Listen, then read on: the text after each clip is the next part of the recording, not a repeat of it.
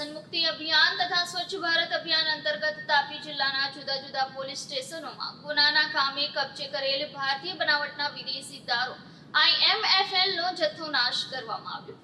હાલમાં ભારત સરકાર દ્વારા વ્યસન મુક્તિ અભિયાન તથા સ્વચ્છ ભારત અભિયાન અંતર્ગત કાર્યક્રમો ચાલી રહ્યા છે, જેમાં સને 2023-24માં તાપી જિલ્લાના કુલ 8 પોલીસ સ્ટેશનના કુલ 301 ગુનાઓમાં ભારતીય બનાવટના વિદેશી દારૂ બાટલી નંગ 70,000થી વધુ તથા તેની કિંમત રૂપિયા આશરે 74 લાખથી વધુનો પ્રોહિબિશનનો મુદ્દામાલ કબજે કરવામાં આવ્યો હતો. જે પ્રોહિબિશન મુદ્દામાલની બાટલીઓનો નામદાર કોર્ટ તાપીના જુદા જુદા હુકમો મેળવી નાશ કરવા હુકમ થતા વિદેશી દારૂનો જથ્થો નાશ કરવા સમિતિના સભ્યો તેમજ પોલીસ ઇન્સ્પેક્ટર શ્રી વ્યારા, વાલોડ, દોલવણ, કાકરાપાડ, ઉકાઈ, ઉચ્છલ, નિઝર અને સોનગઢનાઓની હાજરીમાં વાલોડ તાલુકાના બાજીપુરા ખાતે નેશનલ હાઈવે નંબર 53ની બાજુમાં આવેલ બાજીપુરા ગામ તરફ જતા એપ્રોચ રોડ ઉપર